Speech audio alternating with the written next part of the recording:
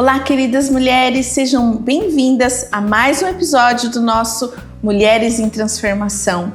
E hoje com um tema muito especial, muito edificante para você família, para você mãe, também para os pais, eu creio que no geral, e eu creio que vai edificar muito sua casa. E o tema é a educação infantil como base para a formação espiritual e emocional.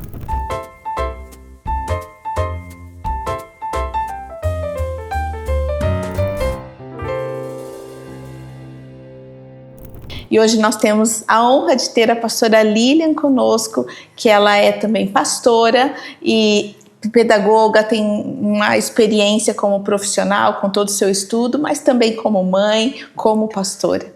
Seja bem-vinda, Lilian. Obrigada, Vivi. Uma alegria estar aqui com vocês. Então, meu nome é Lilian, né? Sou casada com o Márcio, nós somos pastores da comunidade Alcance, em Paranaguá, e sou formada em pedagogia, como a Vivi falou, e também em psicanálise, né? E mãe, né? Na prática. Então é uma alegria e uma honra estar, né, nessa conversa com vocês. Amém. E nós sabemos o grande desafio que é a educação de filhos, mas a palavra de Deus nos instrui, a palavra tem direção para todas as áreas das nossas vidas, e em Provérbios 22:6 diz: ensina o menino no caminho em que deve andar, e ainda quando for velho não se desviará dele. Existe uma forma, existe um modo que Deus nos instrui como fazer, e nós também temos tantas ferramentas hoje para nos ajudar, nos auxiliar nessa tarefa tão linda que é a educação de uma criança, a formação de um ser tão precioso que vai edificar, né, a sociedade. E a primeira pergunta é: o que significa formar a identidade de uma criança desde cedo? A identidade, ela é assim, né? É a base de todo ser humano, né? São características próprias, únicas, né, de cada ser humano. Então, eu acredito que formar a identidade é você ajudar nessa base, né, da criança, é você de uma forma prática mostrar para ela esse caminho que deve andar, né? E então algo que eu li muito, né, quando as crianças eram pequenas, né, a gente lia muito, e algo que eu sempre achei interessante que falava sobre isso, sobre identidade, é a questão de você sempre afirmar, né, a criança, de você sempre incentivar, de você sempre encorajar, né? E se falando de identidade, algumas questões práticas, né? Tipo, por exemplo, a gente sempre principalmente pais novos, né? Quando nasce a criança, tem aquela atenção voltada a 100%, né? E eu sempre falo isso, que uma educação muito centrada na criança acaba sendo prejudicial. É um erro, né? Que atrapalha a identidade da criança, porque gera uma criança dependente, gera uma criança insegura, né? E algo que muitas vezes se torna até uma surpresa é que o que vai fortalecer a identidade da criança é o casal estar bem, né? Sim. Porque às vezes os pais focam tanto na criança que esquecem que são casados, né? Então algo que fortalece a identidade de uma criança com segurança é uma boa base no relacionamento pai e mãe. Eu vejo, Lilian, que muitas vezes tem casais que até um pouco se distanciam. A gente sabe que os primeiros meses, o primeiro ano, exige muito, até muito mais da mãe do que do pai. Porque o pai sai para trabalhar, tudo isso. Mas é muito importante, como você falou, o casal estar bem. Também. Né? Para a criança ter essa segurança também, né? Porque senão ele se torna o centro e muitas vezes nós pensamos, isso faz bem para ele, né? Ele é o centro. Mas como você está dizendo que não faz bem, que isso gera até uma certa insegurança. Uma vez eu falei isso, né? Numa reunião com mães, e elas ficaram assim, né? Mas se você for olhar na Bíblia, nós temos aliança com o nosso marido, não temos aliança com os nossos filhos. Sim. Né? E é bem isso, muitas mães, às vezes, elas colocam o centro todo. Até porque eles vão embora. Vão embora. Vão embora. E eu sempre falo isso. E o problema é que quando vão embora, aí, né, vem depressão dos pais, vem separação, né? Muitos casais, a gente percebe isso, né? Que quando os filhos vão embora, acaba o casamento. Sim. Né? Então, os pais estarem bem é muito importante para a identidade dos filhos. Né? Algo que eu aprendi também, assim, é olhar, as crianças terem a sua própria autonomia, deixar elas falarem por si mesmas, né? Eu até lembro uma situação, a gente brinca com a minha mãe até hoje, porque a gente ia tomar café, assim, na casa das pessoas, e as pessoas ofereciam café, né? Vocês querem café? Ela sempre já falava por nós, a gente brinca com ela, né? Não, as meninas não gostam de café, ela falava, né? E a gente tira sal com ela, porque hoje a gente toma muito café, né? Mas a gente brinca, mas às vezes, como mãe, a gente tem essa questão, né? De querer falar na frente do filho. Falar por eles. Por né? eles, né? Uma vez eu fui no médico e daí que eu falei, poxa, é verdade, né? Aí o médico perguntou qual que é o problema, não lembro se era a Alice ou o Caleb. Aí o médico, só que ele foi um pouco grosseiro até, né? Ele falou assim, ele não fala? Tipo, porque só eu tava falando, né? Ah, sim. E aí eu falei, não, realmente, né? Eu tenho que deixar, né? Eles falaram, porque ele vai explicar melhor o que tá sentindo e tudo mais. Então, algo que às vezes rouba a identidade das crianças é isso, né? Os pais não deixam as crianças se expressar, não deixam falar, né? Ou deixar, às vezes, eles escolherem, claro, que dentro de um limite, dentro de, né? Por exemplo, tem 2 bolos, as crianças podem escolher qual ela, né? Então, são coisas pequenas, mas que se a gente não observa, a gente vai podando a autonomia, né? E a identidade das crianças, né? E também não comparar filhos, né? Sim. Porque você tem uma moça e um adolescente, né? Os dois ela ainda está saindo da adolescência, mas uma menina e um menino. Sim. E essa comparação e saber fazer, né? Cada um com o seu jeito, a sua personalidade, né? Sem comparações. Eu acho que o maior mal, né, da identidade todo ser humano, né, na verdade, é essa questão da comparação, né? Porque é algo que eu sempre falo assim, que a comparação ela nunca é positiva, Sim. né? Se eu olho para você e me comparo, eu sempre vou me rebaixar, né? Então ela nunca é positiva, principalmente na criação de filhos, né? E a gente vê como isso gera insegurança, gera dor, gera até atrito, né, entre os irmãos, porque é a questão de preferência e essa questão, né, mesmo a gente ouve muito isso, né? Fulano é mais estudioso que o ciclano, fulano é mais organizado que, né? Então tem que ter esse cuidado mesmo, né? Porque essa questão da comparação, ela fere, né? Fere a identidade. Como a insegurança dos pais podem afetar a forma como eles educam? Eu vejo que insegurança, ela tem 2 caminhos, né? Eu gosto de dizer assim, que todo extremo é uma falta de equilíbrio, né? Tem a questão da pessoa ser autossuficiente, que já é um orgulho, né? Sim. Que acaba sendo, sabe tudo, e a questão da dependência, né? Então, a autossuficiência é isso, né? Eu não vou pedir ajuda para ninguém, eu não vou permitir que ninguém entre, né? E a gente vê isso no ministério, vê como tem mães que às vezes sofrem, mas não permite que ninguém ajude, não quer, né? Não permite ajuda de ninguém, pela insegurança, né? Mas não quer que ninguém se aproxime, e a gente vê como sofre com isso. Sim. Né? E eu lembro algo que uma ovelha minha, aquilo me marcou. Ela ganhou um bebê e ela contando, né, da sogra ajudando e tudo, que a sogra estava dando as dicas, né, de alimentação e tal. E eu falei, para você é tranquilo sobre, né? Ela falou, claro, ela já teve 3, então ela vai me ajudar.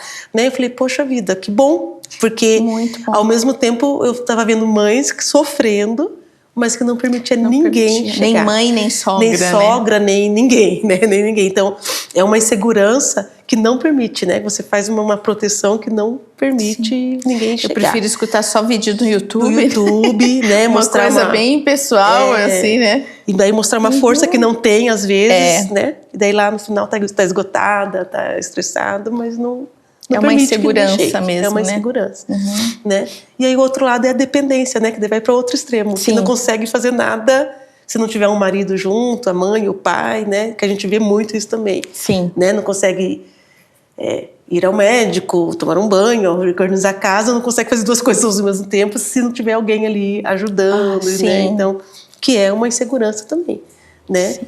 E só que é ruim porque essa pessoa, ela percebe, né, a deficiência dela, vai se culpar por não conseguir fazer, né? Então é uma forma de insegurança também, a dependência, né? Sim, porque nós sabemos que é um grande desafio, principalmente o primeiro filho. Sim, sim. Mas eu acho que a mãe precisa entrar nesse lugar de desenvolver, né, suas habilidades. De pedir ajuda, né? De pedir ajuda, deixar pessoas entrarem, isso. né? E pedir realmente conselhos, né? Sim. Eu acho que cada mãe é uma mãe e cada história é uma história, mas todo ensinamento, toda história, toda experiência enriquece muito. Enriquece. Né? Você não precisa passar por algumas coisas que outras mães passaram, né? Se ela já passou, puxa, eu posso evitar, né? Então Posso eu vejo evitar. muito isso, né? E eu vejo nos últimos dias, assim, é mais pela questão da autossuficiência do que da dependência. Sim. Né? O medo de que as pessoas se aproximem, mas quanto isso é prejudicial, né? E aí eu lembro uma vez, o Caleb era bebê, tinha 6 meses, e menino tem isso, né? Menino come mais, não mama mais, né? E a gente estava num retiro de líderes e o Caleb enjoado, assim, não dormia, não, né? Ele estava na fase só da amamentação. E uma das minhas ovelhas, enfermeira, a gente tinha feito uma sopinha e tal. Ela falou, pastora, posso dar pro Caleb? Ele nunca tinha, né? Não tinha começado a introdução alimentar, nada. Eu falei, pode, né? Ela amassou uma cenourinha e deu num pires para ele comeu. Aí ela deu o segundo, ele comeu. Né? Daí ela falou, pastor, esse menino tá com fome. O mal é fome. O mal dele é fome. Né? E é isso, alguém mais experiente, né? Agora se eu não permito, se eu não deixo, porque não, é meu filho, eu sei que eu tô fazendo. Fulano vai dar o primeiro prato. Fulano, não, só depois do médico, alguma coisa assim, né? Eu morria de tanto amamentar e ele morria de fome. Sim. Né? Então você tem que ter essa abertura, né, pra pedir ajuda. E evita sofrimento, né, da criança que não sabe falar, né, tadinha, é fome, né, então... É isso mesmo. Que lindo isso, muito bom, esse teu coração de... Não, vou me abrir, né, para um conselho.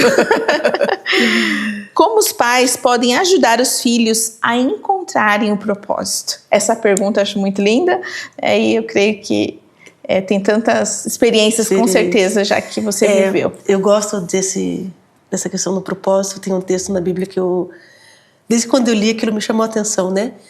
Que é sobre João Batista e Zacarias, né? Tem toda aquela questão, né? De João Batista ter ficado mudo e todo um contexto que cercava o nascimento de João Batista, né? Mas logo depois que ele nasce e que, né, ele escreve o nome na tabuazinha e tal, ali tem um versículo que fala assim que as pessoas olhavam para ele e falavam, né? O que vai ser desse menino, né? E aí isso ficou no meu coração, né? De quando uma criança nasce, a gente fazer essa pergunta para Deus, ou até mesmo numa gestação. Sim. Deus, o que vai ser desse menino, né? Então a questão do propósito é muito isso. Deus, por que ele está sendo gerado, né? Porque assim como João Batista e todas as outras pessoas da Bíblia, a gente tem um propósito específico, né? E a gente perguntar isso para Deus, Deus, o que vai ser? É algo muito importante, né? Eu fiz isso com um grupo de mães lá na igreja, essa tarefa, né? A gente trabalhou esse texto e daí falei, essa semana a gente vai orar e vocês vão perguntar para Deus especificamente sobre cada filho de vocês. Deus, o que vai ser desse menino? O que vai ser dessa menina? Pedir um versículo, um tema.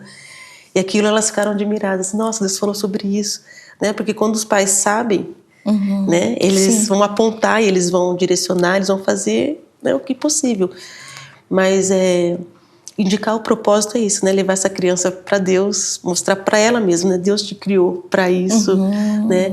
Ficar atento às habilidades, aos dons, aquilo que gosta, aquilo que não gosta, porque tudo isso vai apontando, né, pro propósito. Então, igual no caso de João Batista, tinha um propósito específico, né? Então, o papel dos pais era educar ele dentro desse caminho, né? Então, quando Deus ministra o nosso coração sobre o propósito dos nossos filhos, a gente já vai conseguir ver o trilho que vai guiar, né, que vai conduzir eles. Então, eu acho que é muito em Deus. Eu acho que esse lugar, né, de você ser também um guardião do propósito do teu filho, espiritual, porque quando o Senhor revela, se levantam também inimigos, né? Sim. O diabo, ele não sabe o futuro, mas ele vê a movimentação de Deus em volta daquela criança, em volta do adolescente. E o diabo vai levantar armadilhas para ferir, para marcar a identidade, né? Para ferir com pessoas, para ferir com a igreja. E eu acho que os pais precisam ter esse discernimento. Puxa, ele não pode se desconectar da igreja. Ele não pode se desconectar de pessoas. Então ele precisa. Então ele vai precisar aprender, ter essa resiliência de vencer desafios, tudo, porque eu já vi muitos pais que diante dos desafios, às vezes no relacionamento ou com a igreja, desafio de passar da adolescência para os jovens, eles, não, vamos proteger, não, tem pessoas que estão rejeitando, isso aqui, e eles tiram o filho desse contexto e esse filho já nunca mais se acha. Exato. Digamos assim, no intuito, claro, de proteger, mas não de fazê-lo enfrentar algumas coisas para amadurecer, ele tira o filho do propósito. Né? Então, e acaba abortando um processo, né? A gente vê que tem crianças que acontece muitas coisas repetidas na vida dela, às vezes enfermidades, às vezes acidentes, algumas coisas, ou pessoas que se levantam para ferir, parece que para esmagar mesmo a cana, né? Para esmagar a cana. Então, esse discernimento, eu conversei com uma pastora que veio para o Aliançadas e ela falando, hoje o filho assumiu o lugar deles como pastor sênior da igreja, e ela falou que na adolescência acontecia muita coisa, ali no início da adolescência, na escola, ele era muito conversador e muito dinâmico, e às vezes aconteciam situações na escola, e o pai teve o discernimento, ele falou assim, eu sinto que não é natural. Ele é desinibido, ele tem a sua dinâmica, ele é conversador, mas vão acontecer coisas para esmagá-lo. Então eu preciso ter um discernimento nesse lugar, e eu acho que esse lugar também que os pais precisam ter, além do natural. Além do natural. Né? É isso que eu ia falar. Eu acredito que essa questão de propósito está muito mais ligada aos pais do que os crianças em si, né? Porque é bem isso. Não, estou percebendo aqui, estou percebendo, né? Então, e daí ter esse equilíbrio, né? Igual você falou assim, vou proteger de tal forma, vou tirando. Não, mas aí você afasta também do propósito. Afasta. Né? Então, tem que mostrar, não, você... teve uma situação, né, esses dias lá em casa, e eu falei isso, né, eu pra Alice, eu falei, filha, você é melhor do que isso, né, você é melhor que essa situação, porque é bem isso, vem situações para roubar, para, né, tirar do foco, e aí a gente como pais tem que, Deus, eles nasceram para isso, né, a gente tem que sempre estar lembrando isso, e lembrando eles também, né, não, você nasceu para isso, né, não deixa distrair, olha essa situação, é exatamente isso, né, para te roubar, então a gente é meio essa, né, condução cercando eles, sempre apontando, né? Sim, eu vejo assim, a Maria, eu até comentei isso no retiro com as mulheres. Maria é o nosso exemplo de uma educadora, de uma mãe, né? Não tem muito material sobre Maria, mas eu já li um livro sobre... Augusto Cury escreveu sobre Maria, a maior educadora, né, da história, porque ela, como criou Jesus, né? Ela criou o filho para servir.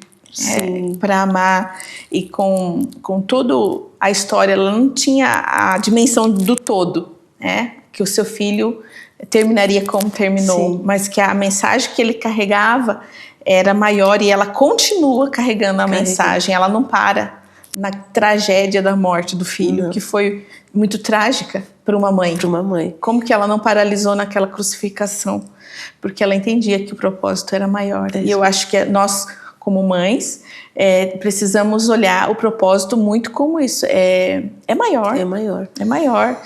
Meu filho pode ser um advogado, meu filho pode ser um médico, sim, mas ele precisa encontrar seu propósito. Profético nessa vida, né? Ele tem algo a entregar no reino, para Deus, para a glória de Deus. E ela tinha uma palavra, né? Eu gosto muito de Maria também, nessa questão de mãe, né? Sim. Porque a Bíblia fala que muita coisa ela guardava no coração. Ou seja, ela sabia, tipo, né? Não tinha visão do todo, mas ela sabia que eu preciso conduzir meu filho para isso, né? Então, olhando de uma forma muito natural, era isso. Ela sabia que ele seria esse salvador, né? E a dependência que ela precisou ter de Deus para ficar firme nesse propósito, né? Então, é muito esse alinhamento com Deus, né? E tinha outros filhos? Tinha outros filhos. Como conduzir, né? Os outros filhos não tinham o mesmo propósito. Exato. Como conduzir, e a gente sabia que tinha atritos, né? Sim. Porque fala que os irmãos tinham problemas, mas como conduzir tudo isso, né? Então, nós precisamos aprender muito também com Maria. É verdade. Como a intercessão dos pais impacta a vida dos filhos? É bem nessa linha do propósito, né? Eu acho que a gente está muito ligada a Deus, ouvindo Deus, né? Sobre como interceder. E eu acredito que impacta porque os pais são autoridade na vida dos filhos, né? Eu acho que esse é o primeiro princípio, né? Eu lembro quando eu ganhei a Alice, né? O primeiro filho, bem isso. Ele sofre mais e a gente sofre mais também. Mas eu lembro que eu estava amamentando ela, acho que nos primeiros dias. E me veio um misto de desespero com angústia e insegurança e tudo mais, olhando ela, né, pequenininha, ali, mamando. Eu falei, meu Deus, eu não posso proteger ela, né, contra tudo que tem nesse mundo, questão de veio muita coisa, né? Porque também a gente fica, né, com a cabeça em batalha espiritual, e as pessoas são más, e começa a vir aquela crise, né? E eu falei, Deus, como que eu vou proteger minha filha disso tudo, né? E aí eu lembro que veio uma voz muito, muito clara, assim, você e o Márcio são guarda-chuva dela. Que lindo. Então eu sempre lembro isso, né? Então assim, quer dizer, eu entendi claramente o que Deus estava falando, né? Deus falou, se você estiver na minha presença, naturalmente ela vai estar. Sim. Né? Se você estiver comigo, naturalmente ela vai estar sendo coberta, naturalmente ela vai estar sendo protegida. Não precisa você fazer mais uma coisa. Sim. Né? Porque eu vejo que tem muitas mães que precisam fazer mais isso. Né? Não, só caminha com Deus. Seja fiel. Né? Seja fiel, né? Nesse caminhar, nesse interceder, e Deus vai fazer a parte dele, né? A grande questão é que às vezes a gente quer fazer a parte de Deus na vida dos nossos filhos. Né? Então eu acho que essa questão da intercessão, principalmente essa questão, né, de não sermos autoridade na vida deles, porque os pais são os que mais amam, então vai ter uma intercessão, né, constante, fiel, compromissada, né? Então isso vai influenciar na vida dos filhos, essa questão de direcionar, né, na intercessão, a sensibilidade, porque eu vejo que Deus dá uma sensibilidade diferenciada para os pais, né? Eu vejo isso até hoje com a minha mãe e com o meu pai. Né, tem situações que a gente passa, a gente fala, não vou falar isso para minha mãe por enquanto, para não preocupar, porque, né, preocupa, eles ficam. Daqui a pouco ela me manda uma mensagem, ela me liga, o que está acontecendo, né? Eu sonhei com você, eu estou sentindo um incômodo e tal. Ou seja, existe essa sensibilidade por ser autoridade, né? Então, a gente se colocar nesse papel de intercessor é isso, né? É gerar essa proteção e por sermos autoridade na vida deles, né? E orar pelas fases, eu acho muito importante, porque às vezes existem tantas demandas na vida da mãe, dos pais em si, né?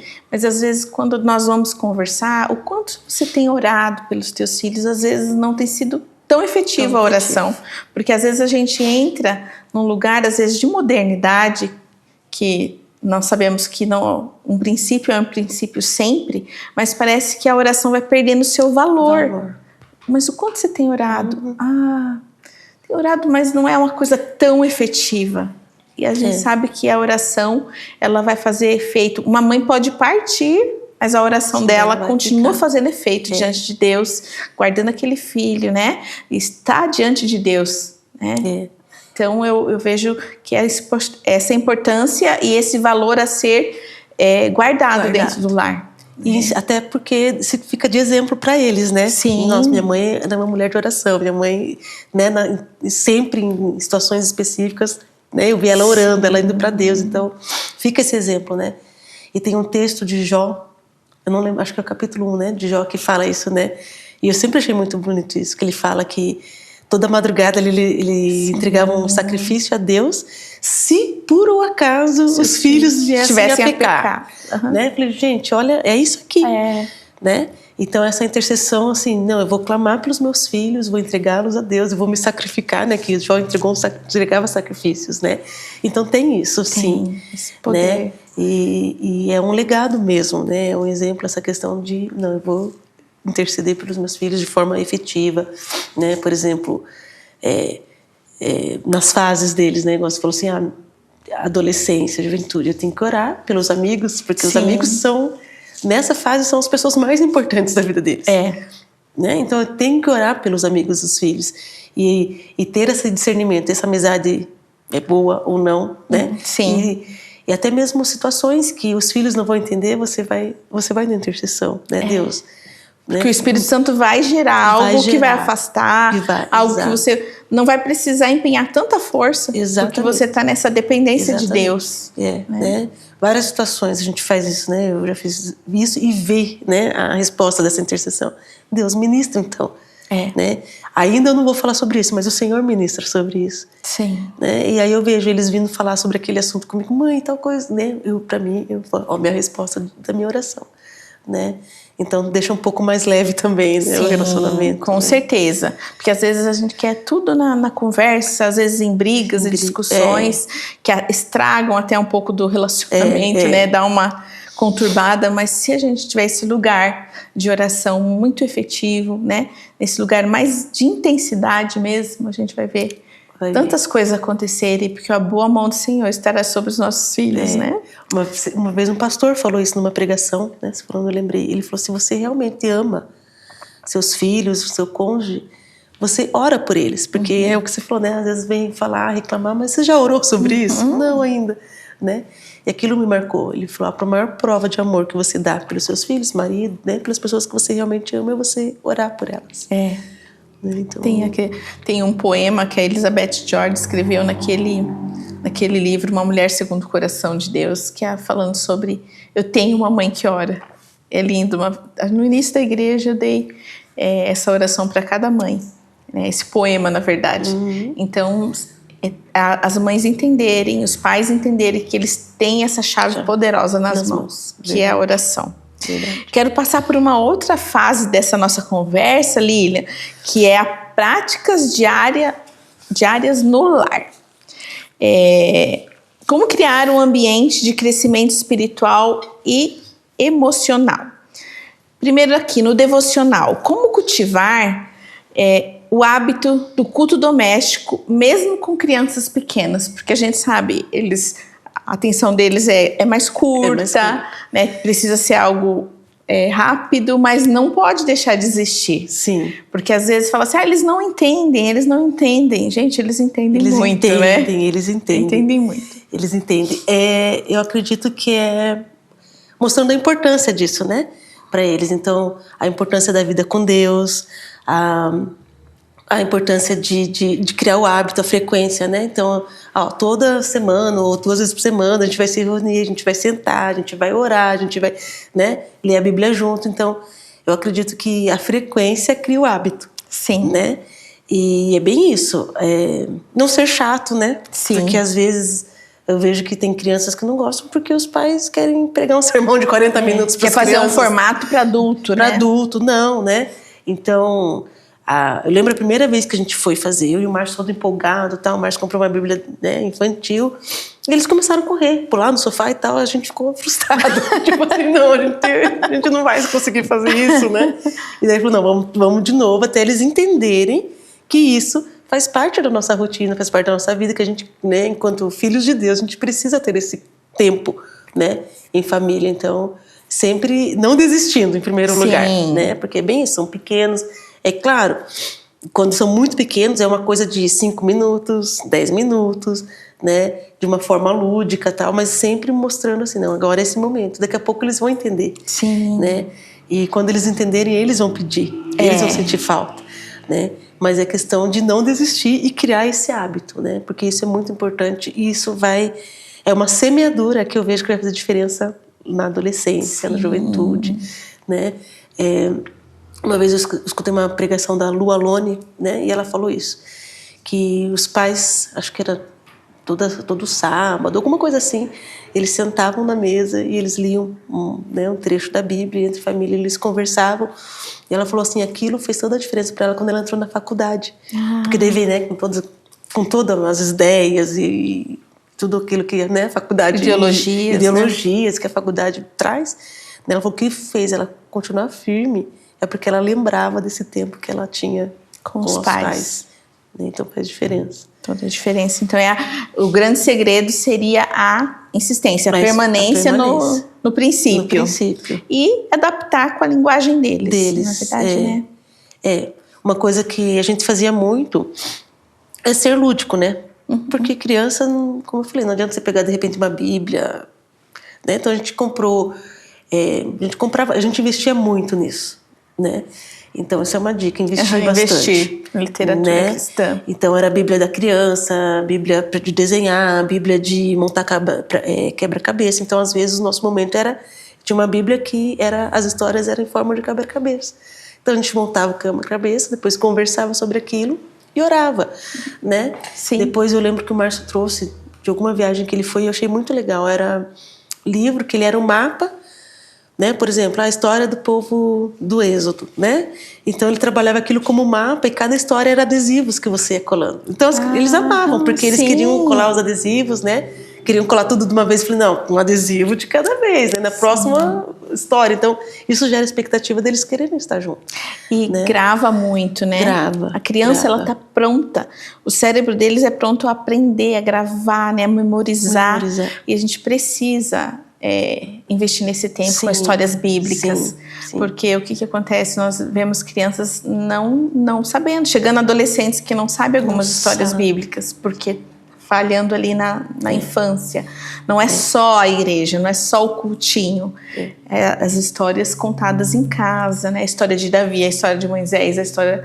eu lembro quando a primeira vez que eu fui para Israel, primeira e única, quando eu cheguei, assim, um dos pontos altos, para mim foi o Mar Vermelho. Sim. Porque era a história da infância. Sim, assim. Puxa vida, aqui foi onde abriu o mar. Tudo aconteceu. Aqui aconteceu, então... como aquilo gravou. Então, assim, eu lembro que fazia um culto familiar na minha casa, mas era quase que um culto da terceira idade, assim, que já as crianças estavam. Porque daí juntava as vizinhas, mas era um culto familiar, assim. Eu lembro que era uma vez por semana, mas nós participávamos. Meu pai não era cristão, mas ele participava também, então a gente sabia que era importante estar. E eu lembro que o meu irmão, ele orava por essas senhoras. Quando estava todo mundo no momento de oração, ele levantava e ele orava com imposição de mãos. Que legal. Né? Então ele tinha esse ímpeto, ele gostava das idosas, assim, então ele tinha esse lado, ele desenvolveu esse lado, assim, sabe, que as irmãs precisavam de oração, tudo, esse olhar mais de respeito, de empatia com as irmãs. Então era muito importante. E eu lembro que quando chegava o horário do culto, às vezes eu estava brincando na rua. Eu não queria muito vir. Sim. Mas eu lembro que um dia eu estava... E minha mãe falou, chegou o horário do culto. Eu falei, só mais um pouquinho. E eu lembro que eu continuei brincando. Daqui a pouco eu escorreguei em cima de umas pedras. E eu estava de calça. Mas uma pedra, ela afundou no meu joelho, assim. Mas afundou mesmo, que eu vi o branco, assim, sabe? E eu lembro quando eu tirei, assim, a calça, eu vi aquele buraco. Eu falei, eu vou pro culto. Agora eu vou pro culto, né? E eu tenho essa marca até hoje, né, no meu joelho. Então eu cheguei, eu não falei nada, porque eu sabia que eu estava errada, né? Eu estava lá burlando o tempo. Mas existe esse lugar de permanência, de insistência. Você vai falar, não, tá brincando, deixa ela brincar, ela é criança, precisa brincar. Tudo tem seu tempo. Sim, eu era criança, eu estava brincando, mas eu poderia brincar em outros dias também. Exatamente. E eu acho que às vezes essa questão dessa liberdade, além do necessário, que às vezes está sendo dada, né? Que puxa, não deixa, para que proibir? Né? É uma fase, sim, mas ela precisa entender que é muito importante esse princípio. E uma coisa que, né, até lembrei agora, e eu vejo, porque assim, o celular, né, Vivi? Sim. Algumas mães assim, tem, né, videozinhos no YouTube, historinhas realmente no celular. E aí as mães dão para as crianças e acham que isso não está no momento dela de devocional ou de vida com Deus. Mas na verdade a criança só está se distraindo. Claro, né? Está absorvendo alguma coisa, mas é uma forma da mãe distrair a criança ou os pais. E ela não precisa ter aquele envolvimento. Então eu acho assim que nada substitui exatamente isso. Chamar, né, os filhos, a família, ter como o Márcio brinca, uma Bíblia de papel, algo que eles concreto, que eles peguem, que eles... Então, isso, né, o celular não pode substituir isso. E a gente vê que, às vezes, até isso tem substituído. Sim. Numa igreja que nós... Na caravana para as igrejas americanas, que eu gostei muito, numa igreja batista, tinha alguns bancos, assim, com um adesivo. E estava escrito, pais, na verdade, pais ensinando os seus filhos a adorar. Eram as crianças que saíram do ministério infantil, que está ali na fase... do Next, né? Um pré-adolescente. Então, agora ele estaria no culto e ali ele estaria aprendendo como que um culto funciona, digamos. Ele estava ali no culto infantil, é outra dinâmica. Então, o culto é outra realidade. E as mães estariam ali para auxiliar. Olha, é assim. Agora é a hora de estar de pé no louvor. Agora nós oramos. Então, eu achei tão lindo isso, porque é essa adaptação, né? Às vezes, não, ele não quer, ele não gosta. E às vezes é quando ele vai perdendo o coração. Não é verdade? Eu acho que sempre tem que ser intencional, né? Sim. Todo tempo, tudo que você faz tem que ser intencional. Com certeza. O próximo ponto é quais práticas podem ser feitas para incentivar esse hábito? Então, algo que a gente fazia, né? É ter um cantinho, né? A gente tinha, uma vez também, ouvindo um pastor falando sobre essa questão, né? De oração, de lugar de oração e tal. Ele falou algo que me marcou. Ele falou assim, normalmente, e não é nada contra, mas é questão de cultura. Ele falou assim, todas as casas que você vai, tem uma sala, tem uma TV, né? Ou seja, tem todo o ambiente preparado para você ficar olhando para a TV. Sim. Né? E ele falou, por que nas nossas casas não tem um ambiente todo preparado para a gente adorar a Deus, para a gente estar com Deus, né?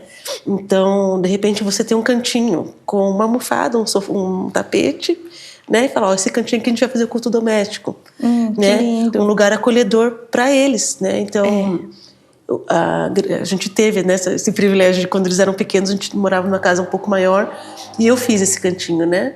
Com 2 sofás no chão, tapete, uma cestinha com vários livros e brinquedos, né? Então a gente ia para aquele lugar. E isso incentivava também, né? Então, mas a nossa casa não tem esse espaço. Faz na sala, mas monta de repente aquele lugar, né? A gente já teve vários momentos que a gente fez no nosso quarto, todo mundo em cima da cama ali. Sim. Mas mostrar um lugar, né? Não, agora é separado para isso, ambiente acolhedor para isso. Né? Porque a gente tem ambiente para tudo, mas às vezes a gente não tem ambiente para a presença de Deus nesse sentido. Verdade. Né? De gerar isso, né? Essa cultura nas crianças, né? Uma outra prática que eu escutei o pastor Abe Uber falando uma vez sobre culto doméstico, que começava do menor para o maior, né? De joelho. E a gente criou isso também em casa, né? Que lindo. Eu lembro que o Caleb usava fralda ainda, ele ficava, né? Com a fralda para cima, assim. Mas a gente fazia isso, do menor para o maior. E eu lembro que nessa ministração ele falou, porque o maior, né? No caso, o final, o último, o pai, porque ele vai abençoar toda a família. Né? E eu achei muito lindo quando o pastor Abe falou isso, e a gente faz isso até hoje, né? Então começa pelo menor, orando, e claro, né, que a criança vai ter aquela oração às vezes mais curta, vai orar por algumas coisas que na nossa cabeça é aleatório, alguma coisa assim, né? Mas a questão é dos pais acolherem aqui, não rir, não tirar sarro, porque às vezes, né, entre irmãos acontece isso. Você está falando sobre isso, está orando isso, né? Não, respeita a oração dele, né? Ouve a oração dele. Então, aí vai criando, né, respeito, limite, tudo mais, né? Mas essa questão de todos orarem vai gerando esse relacionamento deles mesmo com Deus, né? Sim. Então, essas são as práticas, né? Eu acho que isso é muito importante. Nós sabemos, né? Nós amamos o Senhor, Ele é prioridade em nossas vidas. Nós não negociamos, né? Que é sagrado. Porque às vezes nós não entendemos, porque às vezes chega na adolescência, claro, eles fazem as escolhas deles.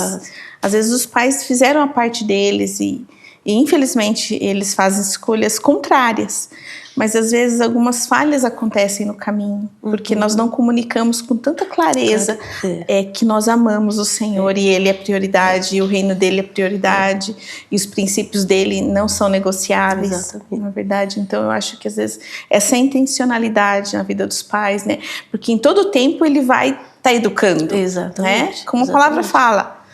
Andando no caminho, sentado à mesa, no levantar, no deitar. Tudo é uma oportunidade para ensinar. Tudo é uma oportunidade. E é bem isso, né? É o ser intencional, porque mostrar, né? Então, assim, várias vezes, até hoje, eles me vêm fazendo devocional, e eu lembro tanto a Alicia quanto o Caleb, porque eu faço a devocional e vou grifando, né? A Bíblia, eu vou escrevendo e tal. Os dois, quando eles não sabiam ler, mas já tinham as Bíblias deles, né? Aquela ilustrada e tal, e eles riscavam também, né? E alguém me perguntou, mas você não brigou porque isso? Eu falei, não vou brigar, porque eles me veem eu riscando a minha Bíblia, então eles também, na cabeça deles, estão grifando. Né? Então é bem isso, é ser intencional. Com certeza. Né? E na disciplina, qual a diferença entre punir e treinar? A diferença é o propósito, né? São a mesma coisa, de repente é correção, né? A disciplina precisa de correção e o punir, né, é uma correção. É um limite. É um limite. Mas a questão do propósito, né? Porque o punir normalmente é quando é uma consequência, uma reação nossa aos nossos filhos, né? Derrubou um copo, por exemplo. Você grita, você briga, mas não porque você corrigiu, mas porque você ficou bravo, que quebrou o copo, que estragou, né? Então é aquela correção sem pensar, eu falo, né? Que é só uma reação ao que aconteceu, né? Você corrigiu o erro, mas não ensinou nada, não ministrou, né? Então, e a gente vê isso muito, né? É uma disciplina sem objetivo, no sentido assim, né? Que é só para extravasar minha raiva ou a minha vergonha, né? Eu já vi muitas pessoas fazer isso, querer corrigir os filhos na frente da gente para mostrar assim, não, tô corrigindo. Sim, eu tô no controle, eu tô né? fazendo, né? Ou mães na frente das avós, no caso, né? Corrigindo para mostrar, não, eu estou educando meu filho. Mas não gerou, né, nada naquele filho, né? E aí a disciplina é diferente, né? Porque a disciplina é quando você ensina primeiro o filho, né? Cuidado, porque se você ficar se mexendo demais, você vai tendo esse copo, se você, né, vai derrubar, vai sujar, vai ter que limpar. Você ensinou primeiro, né? Aí se acontecer, não, então agora você vai ter que limpar porque você derrubou, ok. Então ele vai aprender a ser cuidadoso. Sim, Né? você está treinando ele. Você está treinando, né? Então a disciplina ela tem muito isso, a questão do treinamento, né? Por que eu estou disciplinando? E às vezes quando a gente fala de disciplina tem muito a mentalidade assim só da correção, né? E não é correção só, né? Pela correção. Eu estou treinando para alguma coisa. Para o bem dele, para né? O bem dele, né? Um Acho limite. que é o amor, é a maior prova de amor, né? Sim, porque a palavra fala, sim. quem ama disciplina. Disciplina. Né? Então, eu acho que isso. Sempre acho que associar, né? Amor e disciplina. Amor e disciplina. Porque nós sabemos, às vezes, algumas coisas que nós nos deparamos na vida que nos faltou ensinamento. Puxa, eu não lembro de meu pai ter me falado sobre isso, eu não lembro da minha mãe ter falado sobre isso. Exatamente. Né? Então, quem ama vai treinar. Vai treinar. Vai treinar. Pro bem deles mesmo. Com certeza. E como a disciplina molda o caráter da criança? É porque ela, bem isso, né? Ela ensina limite, né? Eu gosto muito de comparar a disciplina a atletas, essas questões, porque eles são muito disciplinados, né? Sim. Então para isso tem limite. Então ela vai mudar o caráter, por quê? Porque eu sei respeitar o outro, eu sei até onde eu posso ir, né? Algo interessante que eu acho legal da disciplina é que disciplina e discípulo têm a mesma raiz. Nossa, né? Que lindo. E quando eu estava estudando sobre isso, eu falei, nossa, faz todo sentido. Sim. Né? Faz muito sentido, porque né, o discipulado é você desenvolvimento de pessoas. E disciplina é a mesma coisa. Desenvolvimento, né? Então, aí quando você entende realmente, eu estou discipulando, né? Eu estou disciplinando, treinando para algo maior, né? Então, é esse caráter de responsabilidade, de limite, de obediência, de se frustrar, né? No sentido de aprender a lidar com a dor, que eu vejo que hoje em dia as mães se tornam tão protetoras que os filhos não podem, lidam, né? Eu lembro que uma vez eu estava falando com os pais da igreja e com o pessoal do Ministério Infantil, falando sobre isso, né? As crianças precisam sentir dor, né? Eles começaram a olhar para mim tipo maluca, né? Como assim essa pastora querendo que nossos filhos sintam dor? Né? Eu falei, gente, a criança tem que ralar o joelho. Eu não estou falando que nós, enquanto Ministério Infantil, vamos fazer que isso aconteça, mas acontece e ela tem que aprender a lidar com a dor, né? Ela tem que aprender a se frustrar, a ouvir um não, né? A saber aquela coisa do limite, agora pode, agora não pode. E tudo isso vai treinando realmente, né? O caráter, a disciplina, a pessoa que ela vai se tornar. Né? Então, a disciplina, ela molda totalmente o caráter, por isso. Verdade. Né? Eu tive uma experiência há uns anos atrás que nós lançamos um desafio, porque era na época do Tadel ainda, nas terças de treinamento. Falei, então eu vou fazer algo com as crianças também de ensino, diferente de um cultinho, Ministério Infantil. E daí eu lancei o desafio para decorar o nome dos 66 livros da Bíblia, que ia ganhar um presente. O dia que eu fui para comprar esse presente, foi o Espírito Santo, né? Eu comprei 4, mas eu comprei por categoria, assim. Eu comprei o presente, daí comprei um presente, e 3 que não era tão, né, top. Porque eu falei assim, pode ser que tenha alguns que vá decorar, vai errar alguns, então vou ficar o primeiro, segundo, terceiro e quarto lugar. Mas só que 4 decoraram. todos os livros da Bíblia. E daí eu me vi numa saia justa, né? Numa saia justa, e eu tive que sortear o primeiro lugar. Que todas elas não erraram, falaram perfeitamente. E eu tive que sortear. E é claro que aqui ganhou. Eu tirei foto, eu tenho foto desse dia até hoje, com um sorrisão. Claro. Todas as outras, indignadas, com o olho vermelho de chorar, porque elas choraram. Elas choraram. Por quê? Porque elas decoraram, só que elas estão ganhando um presente não tão legal. Na cabeça delas não foi justo. Não né? foi justo. Mas não tinha por onde. Eu falei, Espírito Santo, né? O Senhor trabalha nesse grande desafio. E todas elas eram únicas filhas. Eram tudo meninas. Únicas filhas. Eu falei assim, porque em casa elas ganham sempre o top. Né? Então, que o Senhor venha trabalhar aqui. O Senhor sabia de tudo isso, então que o Senhor venha trabalhar. E eu falei do valor delas, que o presente era simbólico, mas que Jesus estava celebrando, se alegrando com elas, tudo. E tenho elas com as fotinhas com o olhinho tudo assim, vermelho, tipo, com uma cara assim com o presente. Mas o Senhor fez algo, né? É verdade. E depois elas tiveram irmãozinhos, né? Hoje todas elas têm irmãos. Mas na fase elas não tinham. Então em casa elas tinham o primeiro lugar. Então a igreja também serve para isso muitas vezes, né? E a gente entender esse lugar de diferenças, né? De diferenças em todo lugar. Amém. Agora vamos para o terceiro ali, que é a rotina. Que dicas práticas você daria para montar uma rotina saudável para a criança? Dicas assim, eu ia falar assim, você ser organizada, né? Primeira coisa, porque eu vejo, né? Muitas mães muito perdidas, né? Mas assim, algo que me ajudou bastante é escrever, né? Porque quando você está escrevendo, você já está se organizando. Sim. Né? Então, escrever a rotina, escrever aquilo que vai acontecer, né? Porque a falta de rotina, ela gera muitas surpresas inesperadas, né? Então, quando você tem rotina e você se organiza, você evita essas surpresas inesperadas, né? Evita que a casa vire um caos, né? Que a família vire um caos. Então, assim, é muito legal escrever. Quando as crianças também eram pequenas, eu li um livro, não tenho visto muito mais ele, mas que me ajudou muito, que era Nana Neném, não sei se você já viu, e depois, que é de 0 a 6 meses, né? Toda a rotina de uma criança de 0 a 6 meses. E depois tem o Além do Nana Neném, que é de 6 meses a 1 ano e meio. Só que daí é livro americano, então assim, a rotina era a cada 15 minutos algo, né? Então, enfim, não, vamos dar uma equilibrada aqui. Mas essa questão de você escrever, né? O que eu vou fazer de manhã, ter uma rotina para manhã, ter uma rotina para tarde, ter uma rotina para noite, né? Isso é muito, muito importante, né? Então, aquele básico, né? Você escrever e de repente pôr na geladeira. Sim. Mas você sabe o que vai acontecer, né? E é bom para criança também. É bom para criança. Né? Eu lembro que tinha um material, de novo eu falo, né? Sempre é bom investir muito, né, em material, em recursos e tudo mais, do pessoal do Mundo de Otávio. Que eles têm, né, um cartaz de rotina para a criança mesmo.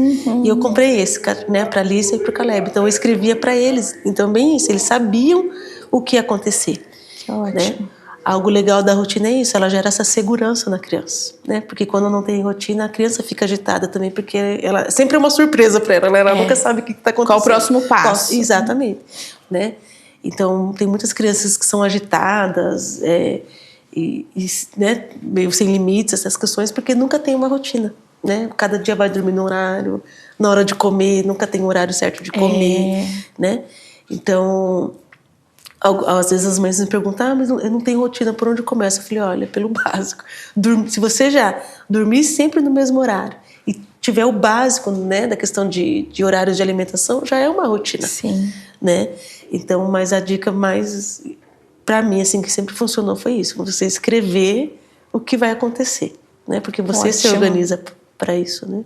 Fazer um painelzinho, às vezes, né? Colocar na parede. Isso. E como equilibrar organização com acolhimento e leveza no lar? Porque não é um quartel-general, né? Cheio de regras, não é para ser isso, né? Porque às vezes a mãe pula daí da questão da rotina para um negócio cheio de regras e muito pesado, né? Então é para ser leve, Isso. né? Mas precisa ser organizado. Então, como fazer com esse equilíbrio? Eu acho que a Dev Titus, no livro, né, ela fala sobre algo que sempre me marcou. Ela fala assim, ó, o que os cômodos da sua casa comunicam sobre você, né? A gente, enquanto mulher, guardiã do lar e que cuida. Ele fala assim, quando você entra na sala, o que aquela sala comunica, né? O que aquele quarto comunica? Então, essa organização, né? Por exemplo, a criança chega em casa e o sofá tá cheio de roupa. Então fala assim, não, então não quer dizer que não estou esperando você, né? Sim. E isso é muito legal, assim, quando você pensa a organização no sentido de acolhimento. Então eu vou deixar sempre o sofá da sala livre, porque a pessoa ela vai ter um lugar para sentar quando chegar, né? Eu não vou deixar um monte de sapato na porta da entrada, porque se tem um monte de sapato, está dizendo que a pessoa não é bem-vinda, né? Ela tem um limite para entrar ali, né? Então essa organização com leveza é isso, é o que eu quero comunicar, né? E ensinar isso para as crianças também, né? A gente está organizando para que a gente fique bem, para que, né, demonstre esse lugar de acolhimento. Então, assim, uma casa desorganizada é uma casa que não acolhe. Sim, com então, certeza. Trazer esse o porquê que a gente organiza. Porque se a gente não explica o porquê, daí fica isso, né? Parece que é um lugar só de regras, só de leis, sem sentido, né? E é bem isso, não pode sujar, não pode quebrar, não pode... Por quê? Né? Porque se vier alguém aqui vai ver. Não, não é por isso, né? É claro que você tem que ter um ambiente para receber também, mas é o porquê da organização. Sim. Eu acho que a praticidade, né, Lília, digamos assim, você tem criança, não é hora de ter um sofá branco, off-white, tá super na moda, mas você tem criança, não tá na hora. Deixa o off-white para bem mais tarde, se um dia chegar a hora, né? Exatamente. Porque vai chegar depois dos netos, então... Mas é essa realidade, né? Eu acho que, puxa, tem que ser prático. Tem um tapete no chão, vou fazer um tapete mais escuro, que eles possam brincar ali. Às vezes vão pintar com canetinha. Tudo isso, né? E deixar eles livres para isso, né? A casa, fazer uma parede de lousa, né? Com aquela tinta de lousa. Então, naquele lugar eles podem. Né? Nas outras, eles não podem. É isso que eu ia falar, né? A questão de você organizar a casa de forma que eles se sintam à vontade, acolhidos, respeitem os limites, né? A gente sempre teve essa parede para que eles pudessem pintar, né? A gente sempre teve uma salinha de TV e nessa salinha tinha mesinha com lápis de cor, giz de cera e tal. Ou seja, aqueles... Esqueci agora. Aqueles cestos para guardar todos os brinquedos, né? Então, às vezes, eles só chegavam e viravam aquele cesto. Mas sempre depois que eles paravam de brincar, eu pedia para eles mesmos guardarem os brinquedos naquele cesto. Então, bem isso, é um ambiente preparado para eles, né? A questão de sofá. Como a gente vê, às vezes, as mães, né? Se descabelando porque vai sujar o sofá. Mas é bem isso. É para isso, tem que ser um sofá escuro enquanto criança, né? Claro, eu troquei um sofá claro e o Caleb ainda adolescente, já me arrependi, né? Ele deveria ter esperado um pouco mais. Mas tem essa questão, né? Então, o sofá é para brincar, para descansar. Claro que a gente não está deixando... vai pintar com canetinha no sofá, não é isso. Mas, assim, às vezes não pode muito, né? Nem pôr o pezinho, nada pode, né? Então, fica muito desconfortável, uma coisa muito pesada, né? Aqui... O ponto final, o deixar ir, dolorido, né? Deixar ir é dolorido. Mas essa fase chega, né? Preparar para a vida, treinar para liberar. E a primeira pergunta é, por que é tão difícil, Lila, para os pais deixar os filhos ganharem autonomia? Eu vejo assim, que primeiro é aquela questão que a gente falou no começo, às vezes a insegurança dos pais, né? A dependência dos pais, porque eu vejo que tem pais que geram dependência nos filhos. Né? Então, para ele se sentir necessário sempre. Sempre, né? O meu senso de valor é os meus filhos, né? Então, a primeira, eu vejo que essa dificuldade. Eu acredito que naturalmente é difícil você ver, né? Você perceber que os filhos estão batendo as asinhas, né? Mas... pela questão do senso de proteção, pela questão do senso, como que vai viver sem a gente, né? Mas tem que ter esse cuidado, na verdade, né?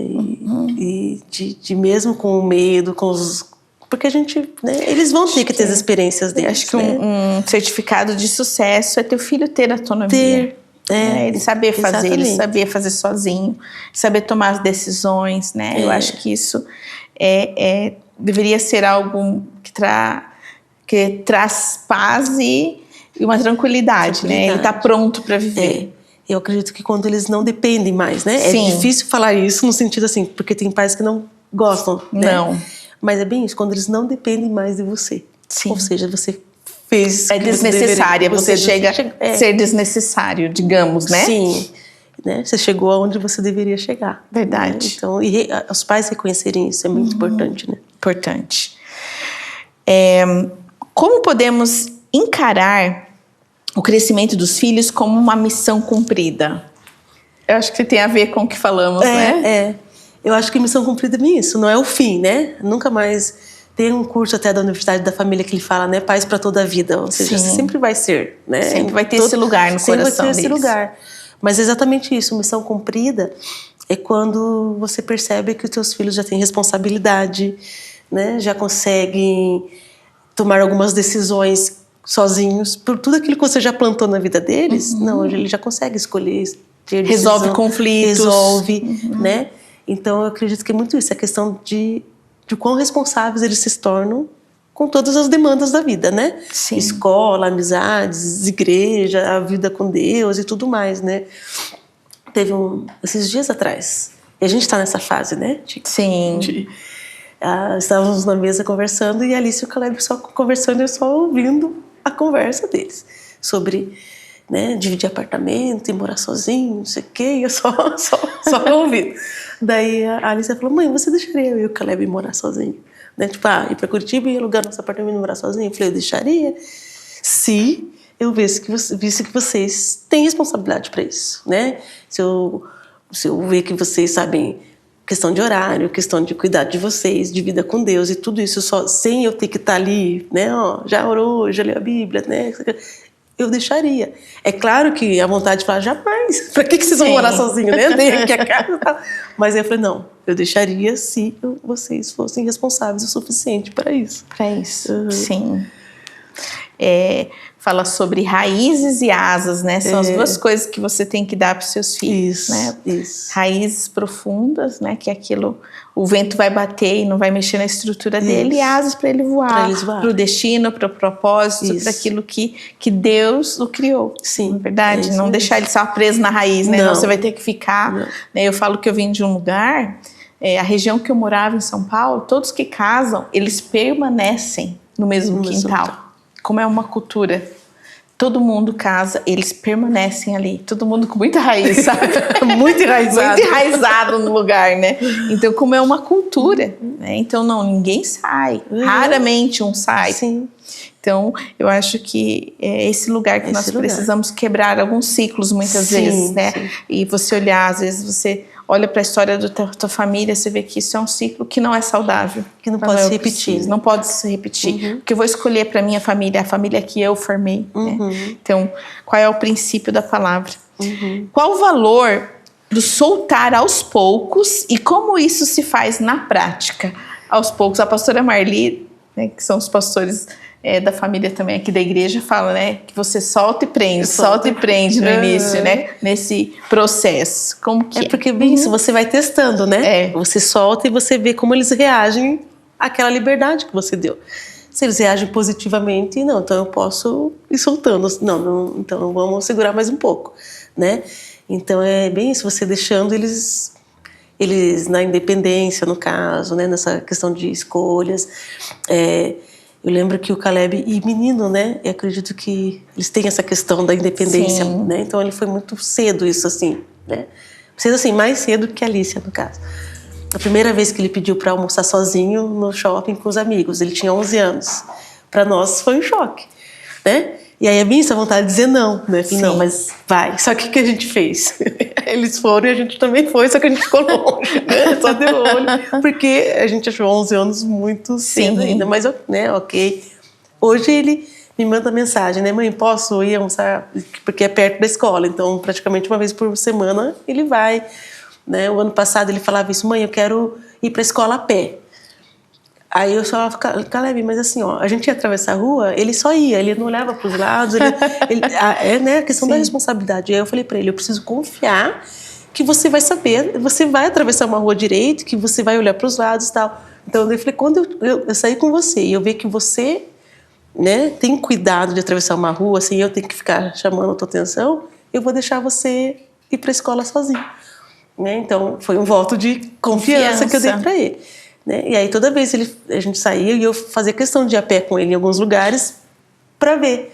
Né? E aí eu vi que ele já estava pronto. Então agora ele vai, né? Às vezes ele volta sozinho, às vezes ele fica com preguiça e pede pro Márcio buscar e tal. Mas é esse, né? Você vai soltando e vai vendo como eles reagem a isso. Sim. Como, né, se cumprem horários, se cumprem os limites que a gente dá. Né? Então, conforme eles vão correspondendo, a gente vai liberando. Né? É verdade.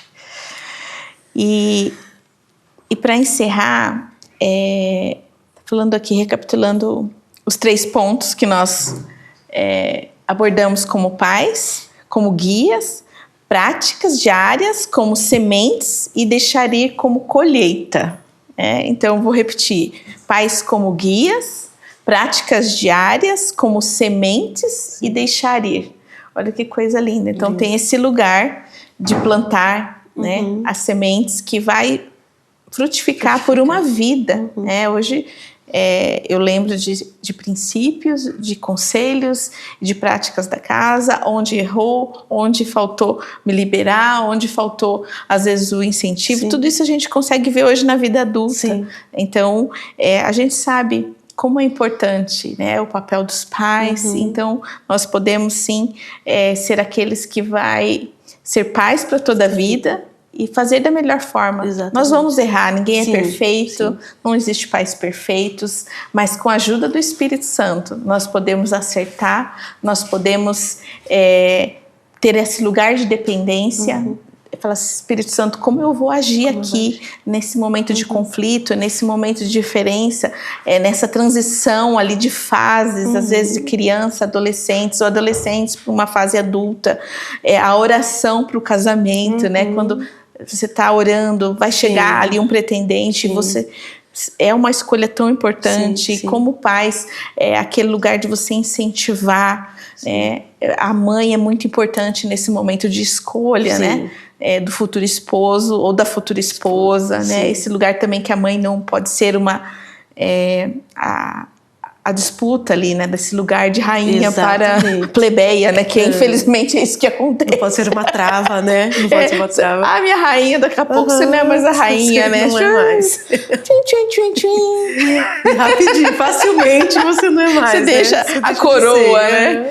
Então, como lidar? Mas o Senhor nos dá graça para todas essas fases, né? Com essas flechas, deixar aqui a indicação do livro Como Flechas, Pastor Luciano, Pastora Kelly Subirá, que é um livro riquíssimo, de grande valia para esta fase, como a Lilian compartilhou, a importância de investir nessa literatura, nesta fase, para todas as, tanto ensino bíblico, como materiais para enriquecer a sua maternidade e também a sua paternidade. Sim. Amém? Lilian, gostaria que você deixasse uma mensagem para as famílias, para as mães principalmente. É bem isso que a Vivi falou, né? Eu acredito isso, tudo é uma semeadura, né? Então, pensar que tudo que a gente está fazendo, a gente tem o privilégio, né? Porque a Bíblia fala isso, que os filhos são herança. Então, a gente pensar nisso. Eu estou semeando e vai haver uma colheita, e não só uma colheita aqui na terra, porque às vezes a gente é muito limitado a pensar aqui, mas que tudo que eu estou semeando na vida dos meus filhos é algo eterno. Eu estou semeando na eternidade, inclusive a eternidade deles, né? Então, eu sei que tem dias difíceis, dias desafiadores, dias mais leves, mas sempre que eu lembrar isso, eu estou semeando na vida deles. E quando eu penso isso, vai haver alguns sacrifícios, porque toda semente, ela precisa de um sacrifício.